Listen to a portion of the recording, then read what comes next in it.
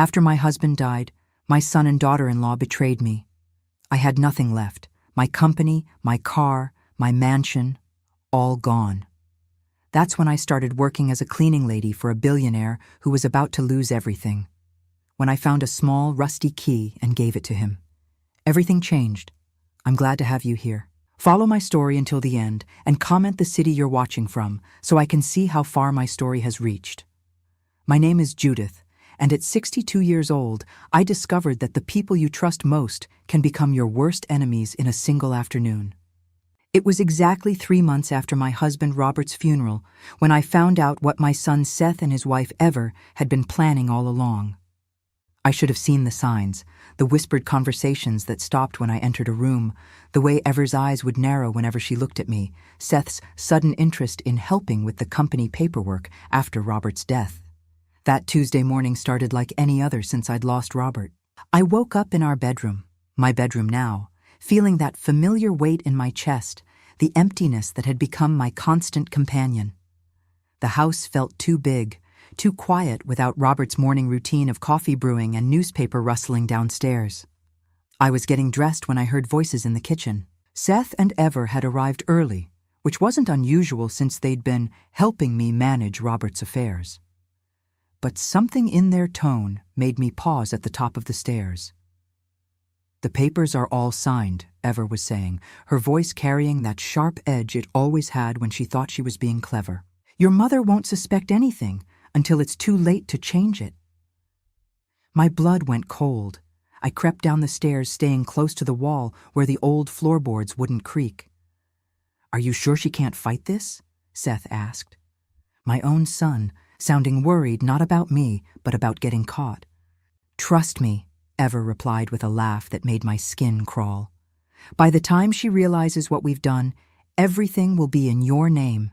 The company, this house, all of it. She'll be lucky if we let her stay in the guest room." I gripped the banister so hard, my knuckles turned white. This couldn't be happening. Not my Seth. Not the boy I'd raised, who I'd sacrificed everything for.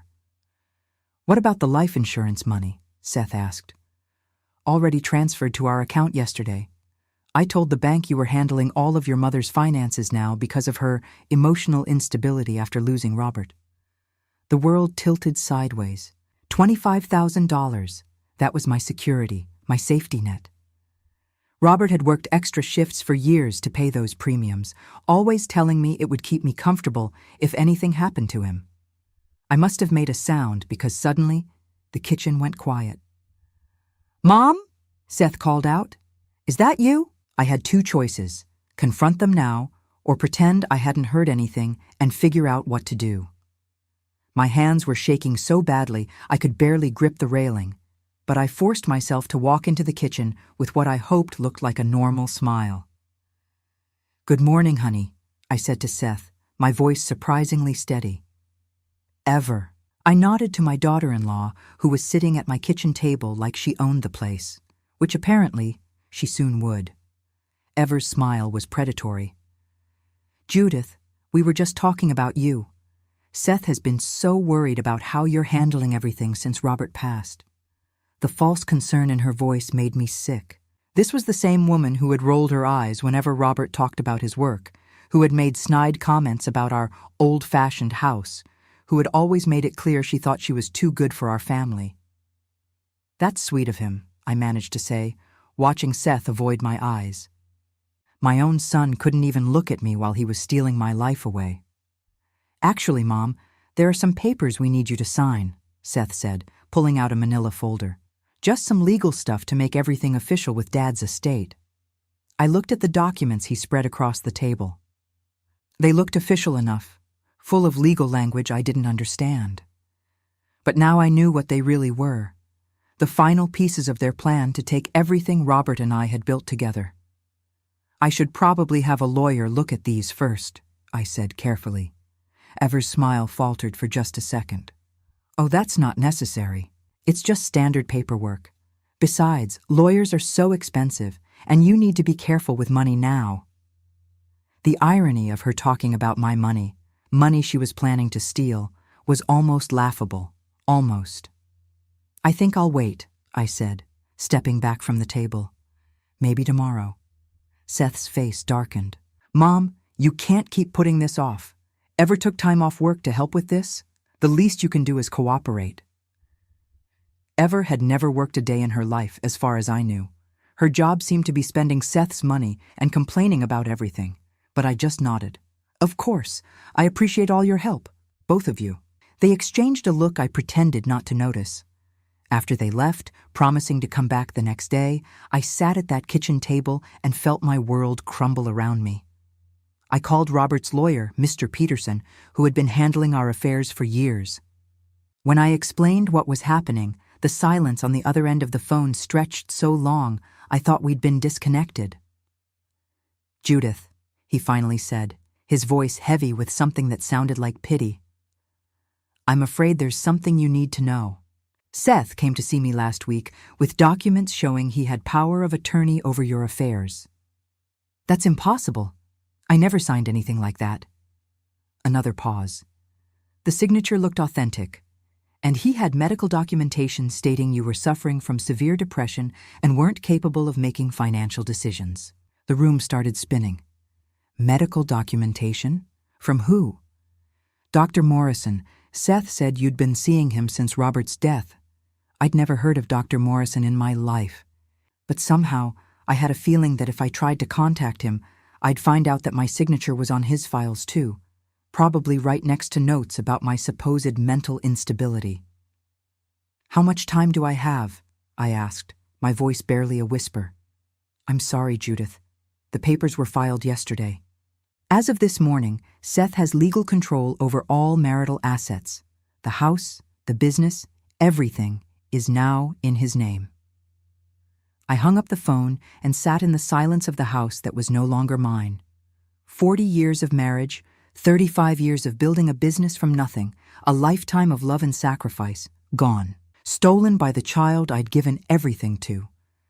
That night, Seth and Ever came back. They didn't bother pretending anymore.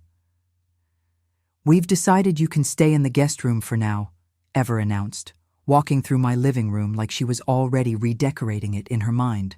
But you'll need to follow some rules.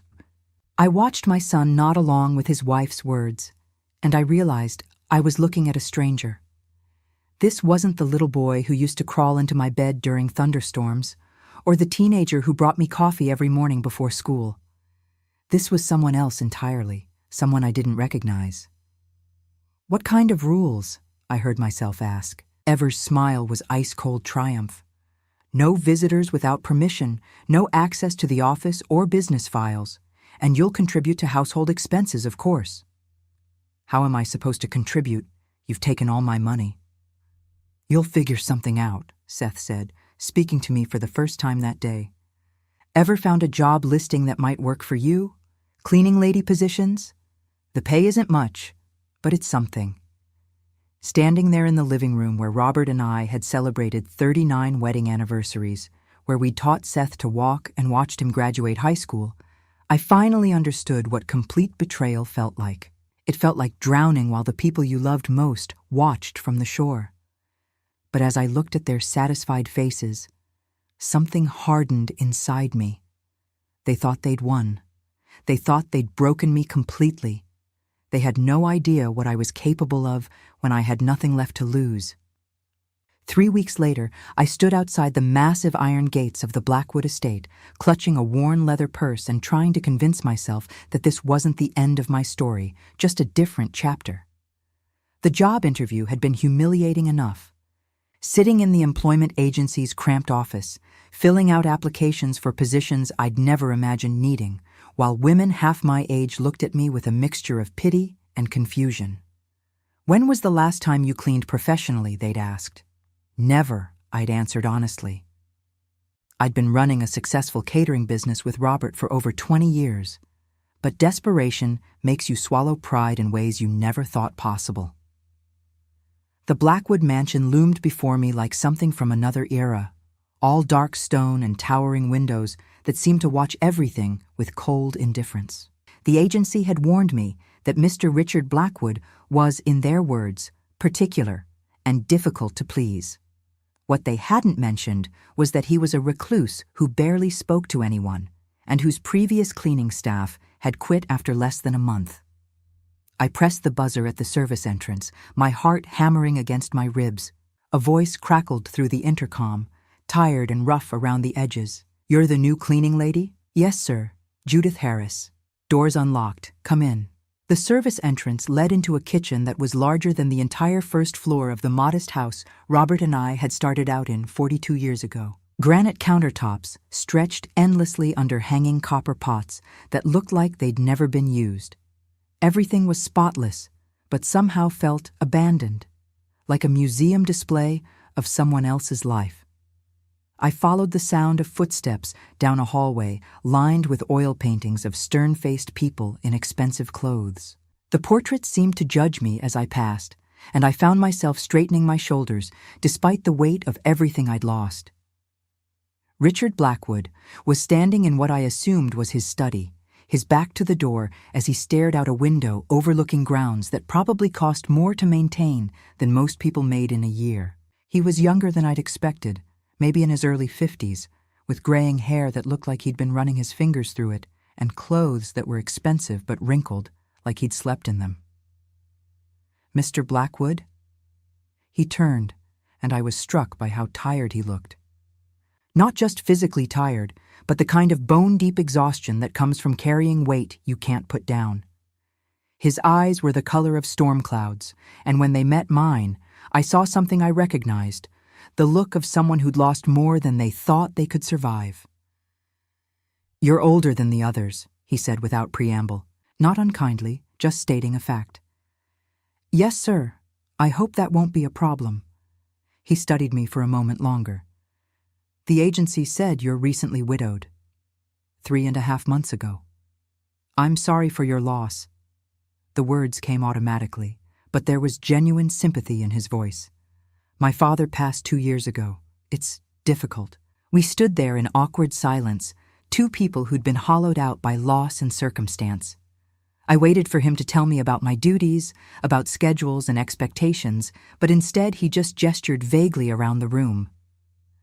"I work from home mostly. I won't bother you if you don't bother me. Mrs. Chen will show you what needs to be done." Mrs. Chen turned out to be his housekeeper, a no-nonsense woman in her 60s who walked me through the house with military efficiency. 23 rooms, she told me, though Mr. Blackwood only used about 5 of them regularly. The rest were kept clean but empty, like shrines to a life that used to exist here. "He's not a bad man," she said, as we climbed the main staircase, her voice softening slightly. "Just lost. Since his father died and the business troubles started, he barely leaves this house, barely eats. Some days I wonder if he even remembers I'm here." Business troubles. That explained the tiredness, the way his expensive clothes hung on him like he'd lost weight, the general air of a man fighting a battle he wasn't sure he could win. My first week was spent learning the rhythms of a house that felt more like a beautiful tomb than a home. Richard kept irregular hours, sometimes working in his study until 3 in the morning, other times disappearing for entire days into rooms I wasn't supposed to clean. When I did see him, he was always on the phone, his voice tense and clipped as he discussed things I didn't understand, board meetings and hostile takeovers and something called liquidation that made his jaw clench every time he said it. I found myself listening more carefully than I should have, partly out of curiosity, and partly because his obvious distress reminded me of how Robert used to sound during the worst days of our own business struggles. There was something familiar about watching a good person try to hold together something that was falling apart despite their best efforts. By the end of my second week, I'd established a routine. Early mornings in the kitchen, where I'd arrived to find evidence that Richard had been eating cereal for dinner again. A single bowl in the sink, a carton of milk left on the counter. The main living areas that gathered dust because no one ever used them. The library that was clearly his father's domain, filled with leather-bound books and photographs of Richard and an older man who had the same storm cloud eyes. It was in the library that I first noticed the gaps. I'd been dusting the shelves when I realized that several books were missing from what had obviously been complete sets. First editions of Dickens with Volume 3 absent. A collection of business biographies with random volumes gone. At first I thought maybe Richard had taken them to read, but when I asked Mrs. Chen about it, her face tightened. "He's been selling things," she said quietly. "First the artwork from the hallways, then some of the furniture from the unused bedrooms, now the books." She shook her head sadly. His father collected those for 40 years. Richard swore he'd never sell them, but desperation makes you do things you swore you'd never do. I knew that feeling intimately. That afternoon, I was cleaning Richard's study when he came in, phone pressed to his ear, pacing like a caged animal. I tried to work quietly, but his conversation was impossible to ignore. "I understand the terms of the loan," he was saying, his voice strained, "but I need more time. The company's restructuring plan is solid. I just need 60 more days to—" He stopped pacing, listening to whatever the person on the other end was saying. I watched his shoulders slump. "No, I can't provide additional collateral. There is no additional collateral." A pause. "Yes, I understand what happens if I default." He hung up without saying goodbye and stood there for a long moment, staring at the phone in his hand like it was a weapon someone had just used against him. I should have left the room, should have given him privacy for whatever moment of despair he was clearly having. Instead, I found myself saying, "Mr. Blackwood, are you all right?" He looked up, seeming surprised to find me there. For a moment, his carefully maintained composure cracked, and I saw raw fear in his eyes. "I'm fine," he said automatically. Then, after a pause, "Actually, no, I'm not fine. But there's nothing anyone can do about it." I set down my cleaning cloth. "Sometimes talking helps." He laughed, but there was no humor in it. "You want to hear about my problems, Mrs. Harris? I'm about to lose everything my father spent his life building. The company, this house, 40 years of work, gone because I trusted the wrong people and made stupid decisions." The bitterness in his voice was so familiar it made my chest ache. "I know something about trusting the wrong people," I said quietly. Something in my tone made him look at me more carefully. "The agency said you were recently widowed." "My husband died 4 months ago. Within 3 weeks, my son and daughter-in-law had stolen everything we'd built together. Our business, our house, our life savings. I'm 62 years old, and I'm starting over with nothing because I trusted family more than lawyers." Richard's eyes widened. "Jesus, I'm sorry, that's devastating?" "Yes, it is." I picked up my cloth again, needing something to do with my hands. "But you know what I learned? Rock bottom is a solid place to build from." He was quiet for a long time after that. When he finally spoke, his voice was softer. "How do you do it? How do you keep going when everything falls apart?" I thought about it carefully before answering. "You find something worth fighting for, even if it's just the chance to prove that you're stronger than the people who tried to break you." That night, as I rode the bus home to my tiny studio apartment, the only place I could afford on my cleaning salary, I found myself thinking about Richard Blackwood. There was something about his situation that felt familiar beyond just the financial troubles. The way he moved through that enormous house like he was apologizing for taking up space. The careful way he spoke about his father, like he was afraid of disappointing a memory. I recognized the signs because I'd lived them. He wasn't just losing a business or a house. He was losing his identity, his sense of who he was supposed to be in the world. What I didn't know yet was that helping him find his way back would become the key to finding my own. It was on a gray Thursday morning, exactly 6 weeks into my employment at the Blackwood estate, when I found the key that would change everything. I'd arrived early that day, as had become my habit. The house felt less oppressive in the early morning light, and I'd grown to appreciate the quiet hour before Richard emerged from whatever restless sleep he managed to get. Mrs. Chen had mentioned the day before that she'd be visiting her sister in the city, so I knew I'd be alone with my thoughts and my cleaning routine. Richard had been having an especially difficult week. I'd overheard fragments of phone calls that painted a grim picture, something about final notices and foreclosure proceedings. The previous evening I'd found him in the library, sitting in his father's old leather chair with his head in his hands, surrounded by open books and scattered papers. He'd looked up when I entered, and the defeat in his eyes had made my heart clench. "I can't find it," he'd said, his voice hollow. 20 years I've been looking, and I can't find it." "Find what?" I'd asked, setting down my dustcloth. He gestured at the chaos around him. "Something my father hid. Something important. He used to tell me stories about it when I was young, but I thought they were just stories." He'd rubbed his eyes like a man who hadn't slept properly in months. Before he died, he kept insisting there was something in this library that would save the company. But he was so sick, so confused toward the end. I thought it was just the medication talking. I'd helped him gather the scattered books that night, noting how carefully he handled each one, how his fingers lingered on the pages like he was trying to absorb his father's memory through touch.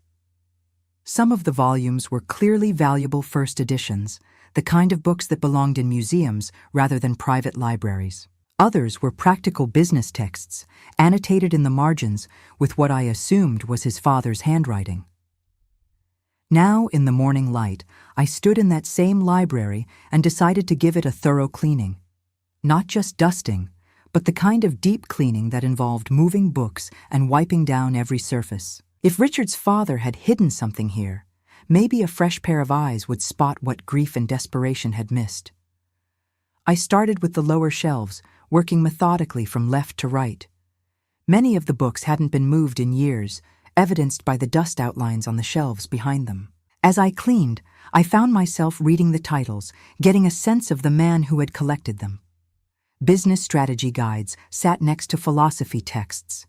Historical biographies were shelved alongside technical manuals about manufacturing and industry. It was when I reached a section of particularly old volumes that I noticed something odd. One book, a leather-bound copy of Industrial Revolution in America, felt different when I lifted it. Too light, somehow. The binding looked authentic, but when I opened it, I discovered why it felt wrong. The pages had been carefully cut out, leaving only the outer edges intact. Hidden in the hollow center was a small object wrapped in oiled cloth. My hands trembled as I unwrapped it. Inside was an old brass key, tarnished with age but still solid. Attached to it with a thin chain was a small metal tag with a number engraved on it. 47. I stared at the key, my heart racing. This had to be what Richard's father had been talking about. But a key to what? I looked around the library with new eyes, searching for anything that might correspond to the number 47 or require a key to open. That's when I heard Richard's footsteps in the hallway. I quickly rewrapped the key and slipped it into my apron pocket, my mind racing. Should I tell him immediately? Part of me wanted to run to him with the discovery, to see the hope return to his eyes. But another part, the part that had learned to be cautious after everything Seth and Ever had done, wanted to understand what I'd found before I said anything. Richard appeared in the doorway, already dressed for the day but looking like he'd barely slept. His shirt was wrinkled, his tie loosely knotted, and there was a 3-day stubble that suggested grooming had become less important than crisis management. "Good morning, Mrs. Harris," he said, his voice hoarse. "You're here early." "I wanted to give the library a proper cleaning," I said, surprised by how normal my voice sounded despite the key burning like a secret in my pocket. "I hope you don't mind." He managed a weak smile.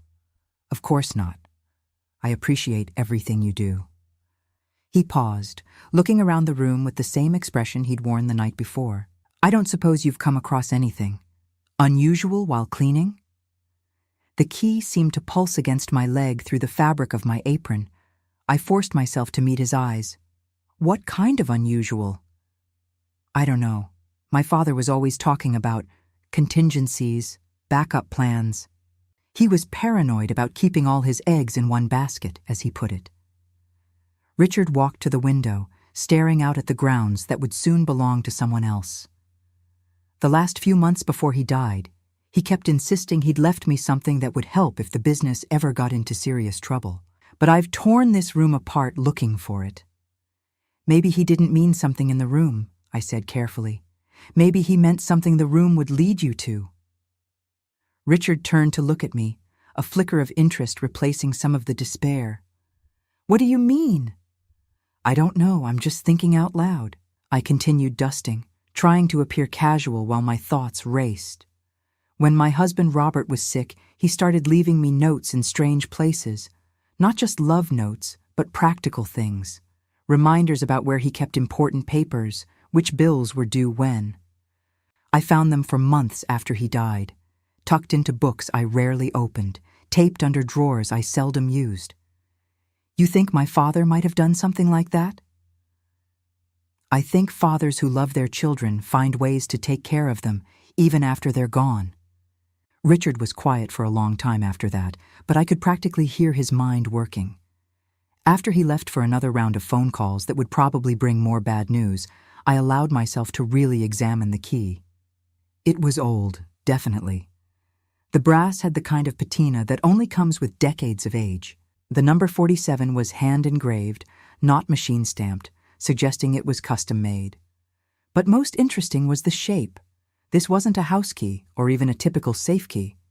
The head was too elaborate, the shaft too ornate. This was the kind of key you'd see in old movies, the kind that opened something important. I spent the rest of the morning cleaning with half my attention while the other half tried to solve the puzzle. Where in a house this size would you find something marked with the number 47? Room numbers?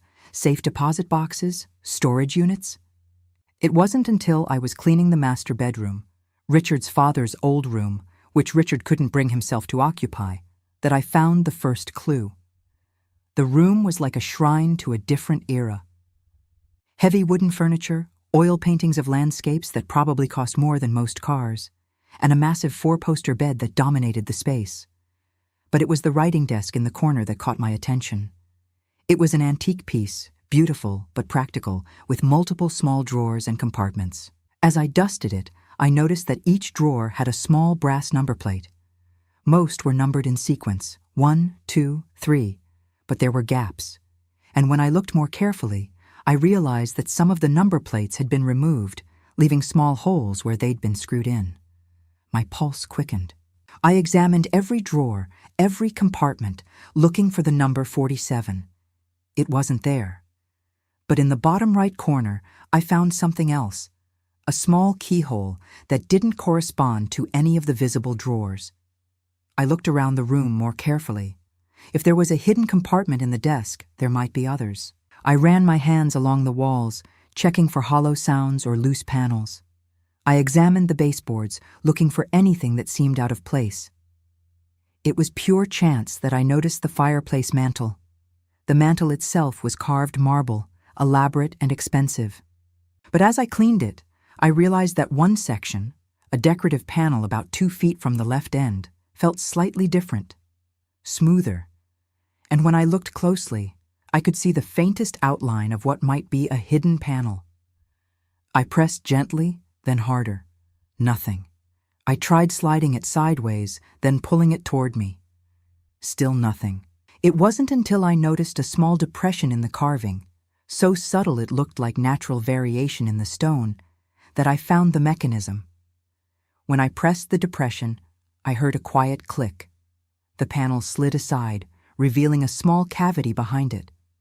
And inside that cavity was a brass plate with the number 47 engraved on it, and a keyhole that looked like it would match the key in my pocket perfectly. I stood there for several minutes, staring at the hidden keyhole and trying to process what I'd discovered. This wasn't just some family heirloom or sentimental keepsake. Richard's father had gone to elaborate lengths to hide this, whatever it was. The fake book, the hidden panel, the custom key. This was the work of a man who understood that sometimes the most important things needed to be protected from everyone, even the people you trusted most. The sound of Richard's voice in the hallway made me quickly slide the panel back into place. Whatever was behind that keyhole, whatever Richard's father had hidden there, I needed to think carefully about when and how to reveal it. Because something told me that what I'd found was going to change everything, And after what Seth and Ever had done to me, I'd learned that some changes, even good ones, needed to be handled very, very carefully. I couldn't sleep that night. The key seemed to burn in my purse beside my bed, and my mind wouldn't stop racing with possibilities and fears. What if I was wrong? What if this was just some old family trinket and I was building it up into something it wasn't? But what if I was right, and this key opened something that could save Richard from losing everything his father had built? By 5 a.m, I'd given up on sleep entirely. I made coffee in my tiny kitchenette and sat at my small table, watching the sun rise over a city that suddenly felt full of possibilities again. For the first time since Robert's death, since Seth and Ever's betrayal, I felt like I might have some power to change someone's story for the better. I arrived at the Blackwood estate an hour early, my hands shaking slightly as I let myself in through the service entrance. The house was completely quiet. Even Mrs. Chen wouldn't arrive for another 2 hours. Perfect. I made my way to the master bedroom, my footsteps muffled by the thick Persian rugs that probably cost more than I'd earn in 5 years of cleaning. The morning light streaming through the tall windows made the room feel less like a shrine and more like a place where important things happened. I found the hidden panel on the mantel immediately now that I knew where to look. The small depression, the way it clicked when pressed just right.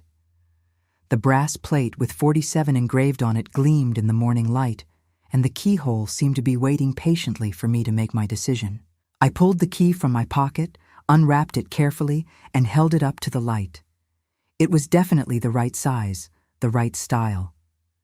My heart hammered against my ribs as I inserted it into the lock. It fit perfectly. And when I turned it, I heard the soft click of a mechanism that had been waiting 20 years to be activated. A section of the mantel, larger than I'd expected, swung inward on hidden hinges, revealing a compartment about the size of a large book. Inside was a metal document box, the kind you'd use for really important papers, and a manila envelope thick with contents I couldn't guess at. I lifted out the document box first. It was heavier than I'd expected, and I could hear papers shifting inside. There was a combination lock on it, but when I tried to open it, I discovered it wasn't locked. Richard's father had trusted that hiding it would be security enough. Inside were documents, lots of them. The first thing I saw was a business contract, dated 23 years ago, between Blackwood Industries and Harris Catering Services. My breath caught in my throat. Harris Catering Services. That was my business, mine and Robert's. With trembling fingers, I pulled out the contract and read it carefully. It was a partnership agreement, not just a catering contract, but an actual business partnership. Robert's signature was at the bottom, alongside that of Richard's father, Edmund Blackwood. According to the document, Robert had provided startup capital for a major expansion of Blackwood Industries back when Richard was still in college. In return, he'd been given a 25% stake in the company and a seat on the board of directors. I stared at the papers in disbelief. Robert had never mentioned this, never said a word about being part owner of a major corporation. But as I read further, I began to understand why. The next document was a letter, written in Robert's familiar handwriting. "Edmund," it began, "I've thought carefully about your offer to buy out my stake in the company. While the money would be helpful for expanding Harris Catering, I think the partnership has been more valuable than either of us anticipated. However, I'm willing to consider a modified arrangement. Instead of selling my shares, I propose we place them in trust for your son Richard, to be transferred to him when he turns 30 or when you retire, whichever comes first. In exchange, you continue the quarterly profit-sharing payments to Harris Catering, but increase them by 15% to account for my foregone ownership rights. This way, Richard inherits a fully consolidated company, and Judith and I maintain our financial partnership with Blackwood Industries without the complications of active ownership. I trust you'll find this arrangement satisfactory." The letter was dated 15 years ago. I quickly calculated. Richard would have been 35 then, well past the age when the shares should have transferred to him.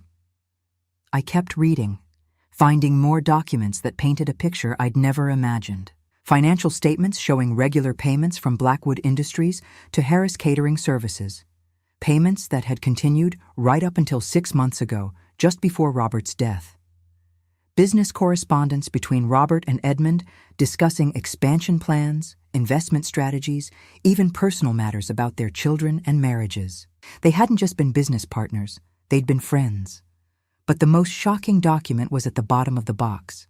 It was a copy of a stock transfer, dated just 2 months before Edmund Blackwood's death, officially transferring the 25% stake in Blackwood Industries to Richard, as Robert had requested years earlier. According to these papers, Richard owned a quarter of his own father's company and didn't even know it. I sat back on my heels, trying to process what I'd discovered. If Richard owned 25% of Blackwood Industries, then whoever was trying to take the company away from him was essentially stealing from him twice over. But more than that, they were stealing from Robert's legacy, and from me.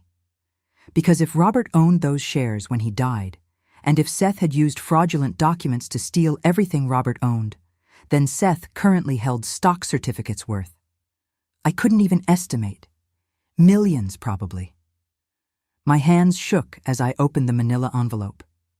Inside were more documents, copies of everything in the box, plus bank statements, investment records, and a detailed breakdown of exactly how much money Blackwood Industries had paid to Harris Catering Services over the years. The total was staggering. Over 2 decades, Robert and I had received nearly $800,000 from our partnership with Blackwood Industries.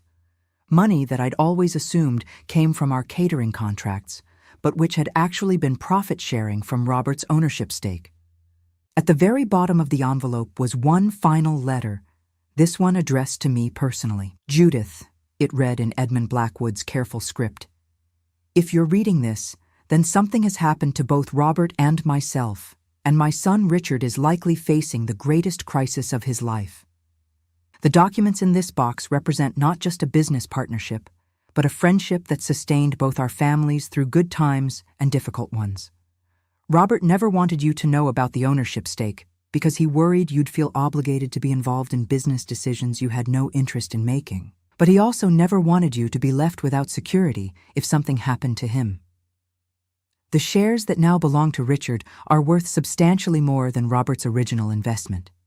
But more importantly, they represent a bond between our families that I hope will continue into the next generation. Richard is a good man, but he's never had to fight for anything the way Robert and I did when we were building our businesses from nothing.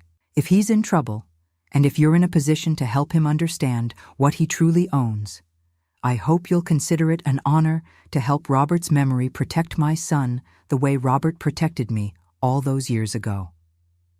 With great respect and gratitude, Edmund Blackwood.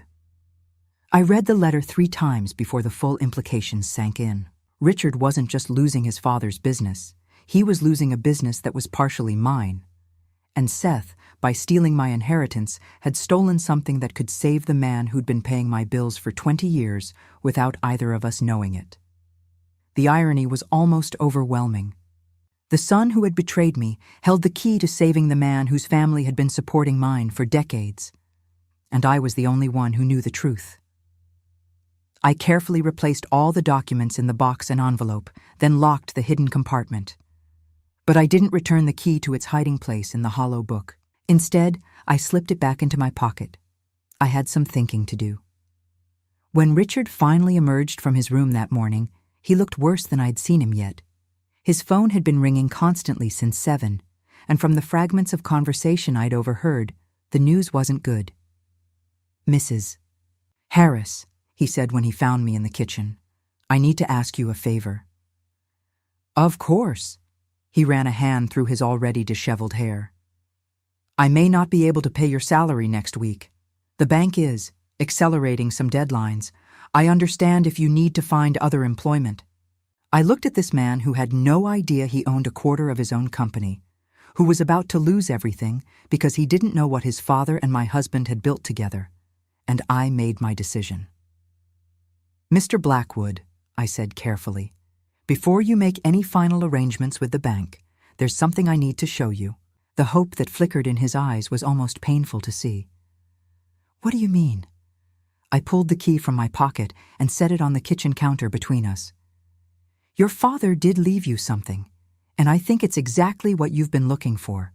He stared at the key for a long moment, then looked up at me with an expression I couldn't quite read. You found it? Where? In a book in the library, but Mr. Blackwood. Richard, this is bigger than you think it is. Much bigger.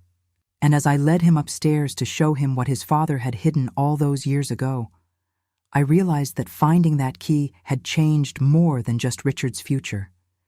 It had given me a chance to rewrite my own. Richard's face went through a series of emotions as I showed him the hidden compartment and its contents. First disbelief, then recognition, then something that looked like grief mixed with anger. 25%, he said quietly, holding the stock certificates with hands that trembled slightly. I own a quarter of my own company and had no idea. Your father and my husband were protecting you both, I said, sitting beside him on the antique chair in the master bedroom. Robert never wanted me to feel burdened by business decisions. Your father wanted to make sure you inherited a unified company. Richard looked up from the documents, his storm-gray eyes focusing on me with new intensity. Your husband, Robert, Harris Catering Services. You said your son stole your business. Everything. The company, the house, all our savings, even the life insurance money. The familiar pain twisted in my chest, but for the first time it was accompanied by something else. Hope. But according to these papers, Seth didn't just steal from me, he stole from you too. How do you mean? I pulled out the bank statements that showed the quarterly payments from Blackwood Industries to Harris Catering. For 20 years, your company has been paying mine profit-sharing money. Robert owned those shares when he died, which means legally they should have come to me. But Seth used forged documents to take everything in Robert's name. Richard's jaw clenched as he understood the implications. So your son currently holds stock certificates that belong to you, which represent ownership in my company. Stock certificates that could save Blackwood Industries from being taken over. And that he has no legal right to possess.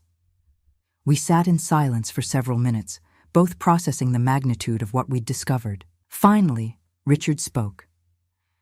Mrs. Harris, Judith, I need to ask you something, and please be honest with me. When you found this key, when you figured out what it opened, why didn't you just take these documents to a lawyer and claim what was rightfully yours? You could have walked away from all of this. I considered his question carefully, because walking away is what I did wrong the first time. When Seth and Ever started their manipulation, when I sensed something was off but convinced myself I was being paranoid, I walked away from my own instincts. I let them isolate me, make me doubt myself. I met his eyes. I'm not walking away anymore, even though helping me means confronting your son? Especially because of that. Richard stood and walked to the window, staring out at the grounds that might soon belong to strangers. There's something I need to tell you. About the people who are trying to take over Blackwood Industries. What about them? The primary investor, the one who's been buying up debt and pressuring the bank to foreclose. His name is Marcus Webb, but he's working with a shell company called Evergreen Holdings. My blood went cold. Evergreen Holdings? You know it? Ever. My daughter-in-law's name is Ever. She always said she was going to name her business Evergreen something when she got around to starting one. My mind raced through the implications. Richard, I think Seth and Ever aren't just thieves. I think they're part of the group trying to destroy your company. Richard turned from the window, his face pale. That's not possible. How would they even know about Blackwood Industries? Through the financial statements they stole from Robert's files. They would have seen the quarterly payments, seen how much money was coming from your company. Even if they didn't understand the ownership structure, they'd know there was a connection. So they steal your husband's shares, then use their knowledge of the company's financial situation to help orchestrate a takeover. Richard's voice was tight with controlled fury. They profit twice, once from stealing your inheritance and again from destroying my family's business. It's worse than that, I said, pieces clicking into place in my mind. If they succeed in taking over Blackwood Industries, they'll own the company that's been making payments to Harris Catering Services. They'll effectively own both sides of the partnership your father and Robert built. Richard was quiet for a long time, but I could practically hear his mind working. Finally, he spoke. "Judith, I'm going to make you an offer. But before I do, I want you to know that you don't owe me anything. You could take these documents to a lawyer tomorrow, prove that your son stole property that wasn't his to take, and claim the shares that rightfully belong to you. You'd be a wealthy woman, and you'd never have to work as a cleaning lady again. But if you're willing to work with me, if you're willing to be my partner in this fight, I think we can do more than just recover what was stolen. I think we can make sure your son and daughter-in-law pay for what they've done to both our families." I studied his face, looking for any sign of the desperation that might make him promise things he couldn't deliver. But what I saw was something else entirely. Determination. The kind of focused anger that comes when someone finally understands exactly who their enemies are and what they're fighting for. What kind of partnership? The kind your husband and my father had, built on trust, mutual respect, and shared goals. Richard pulled out his phone. "First, I call my lawyer and explain what we've discovered. Then we file injunctions to freeze any assets your son obtained through fraud. Then we go after Evergreen Holdings and Marcus Webb. And if we win—" "When we win," Richard corrected, "you'll have your life back, your business, your financial security, your dignity, everything they took from you." "What about you?" Richard's smile was sharp as a blade. "I'll have my company back, and more importantly, I'll have honored the partnership my father valued more than anything except his family." That afternoon, Richard's lawyer, James Morrison, arrived at the estate with a briefcase full of legal documents and an expression of barely contained excitement. He was a small, precise man with wire-rimmed glasses who spoke in careful, measured sentences that made every word sound like it had been weighed and found worthy. "This is extraordinary," he said after reviewing the documents from the hidden compartment. "Mrs. Harris, you have grounds for multiple lawsuits: fraud, theft, forgery, breach of fiduciary duty. The criminal charges alone could send your son to prison for years." "I'm not interested in sending Seth to prison," I said, surprising both men. "I'm interested in getting back what he stole and making sure he can't hurt anyone else." "That's certainly possible," Morrison said. "But Mrs. Harris, I need you to understand something. Fighting this kind of case can be expensive, time-consuming, and emotionally devastating. Are you prepared for what your son and daughter-in-law might do when they realize what you're threatening to take away from them?" I thought about Seth's face when he told me I'd be lucky if they let me stay in the guest room of my own house. I thought about Ever's cold satisfaction as she outlined the rules I'd have to follow to remain in their good graces. I thought about the months I'd spent working as a cleaning lady, believing I was alone in the world with nothing left to fight for. "Mr. Morrison," I said calmly, "they already did the worst thing they could do to me.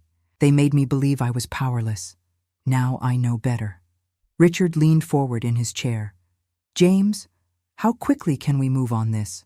"With evidence this solid, very quickly. I can have injunctions filed by tomorrow morning to freeze assets obtained through fraudulent means. That will prevent them from selling or transferring anything while we build our case." "What about Evergreen Holdings?" Morrison's expression grew predatory. "If we can prove that your son and daughter-in-law are connected to the company that's been orchestrating the takeover of Blackwood Industries, we can add conspiracy charges to the list. Corporate espionage, insider trading, racketeering. The penalties for that kind of coordinated fraud are severe." "How severe?" I asked.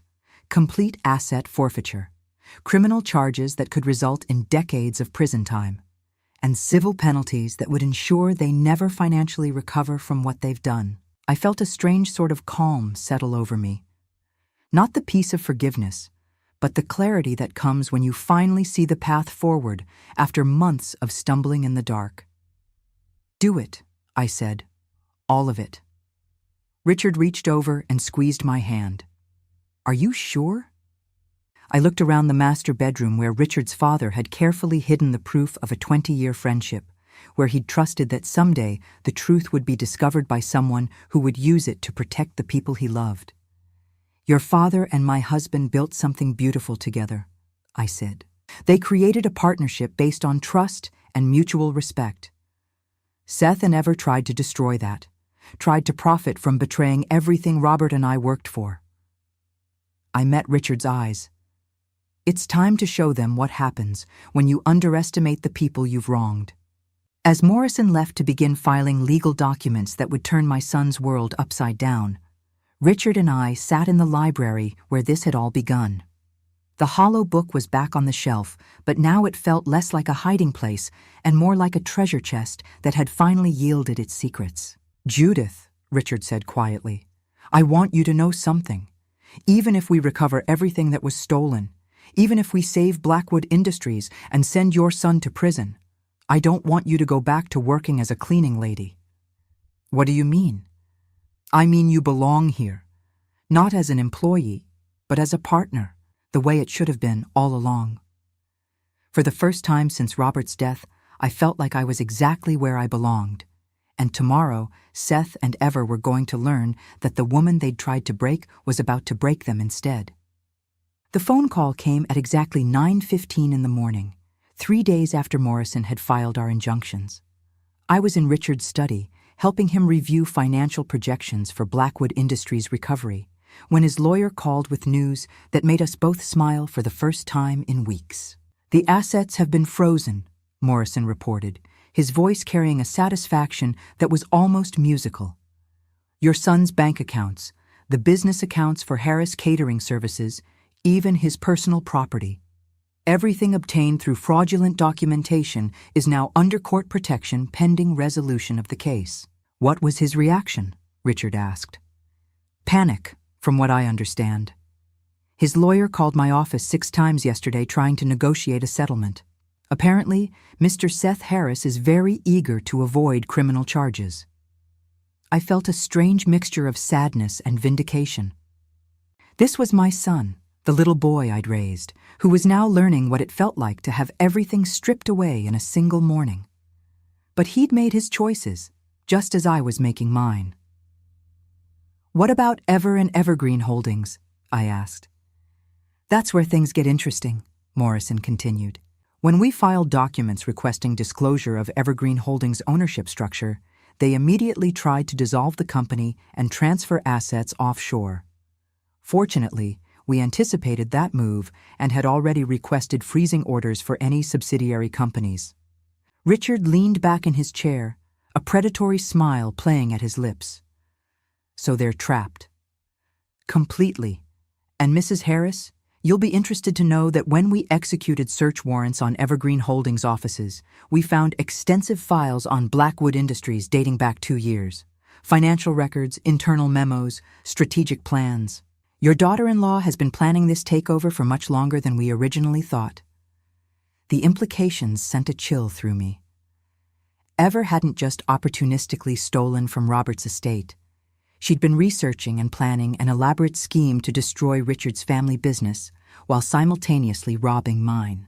How did she know so much about Blackwood Industries? I asked. According to the documents we recovered, she hired a private investigator to research all of your husband's business connections after his diagnosis with cancer. She's been planning this since before he died, Mrs. Harris. The inheritance theft was just the first step in a much larger scheme. I closed my eyes, feeling the full weight of Ever's calculated cruelty. She hadn't just stolen from a grieving widow. She'd been preparing to destroy 2 families while Robert was still alive, still fighting for his life. Where does this leave us legally? Richard asked. In an extraordinarily strong position. We have proof of fraud, conspiracy, theft, and attempted corporate espionage. The prosecution is prepared to offer plea agreements, but frankly, I don't think we need to negotiate. 2 weeks later, I stood in a courtroom watching my son try to explain to a federal judge how he'd obtained legal authority over assets he'd never been entitled to inherit. Seth looked smaller somehow, diminished in his expensive suit that he could no longer afford. Ever sat beside him, her usual arrogant confidence replaced by something that looked remarkably like fear.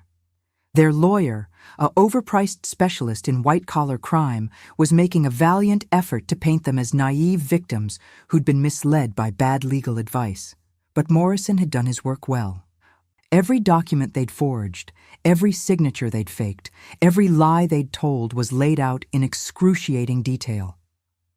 "Your Honor," Morrison addressed the court, "this was not a case of poor judgment or unfortunate misunderstanding. This was a carefully orchestrated scheme to defraud Mrs. Harris of her rightful inheritance while simultaneously destroying a family business that had supported her for over 20 years.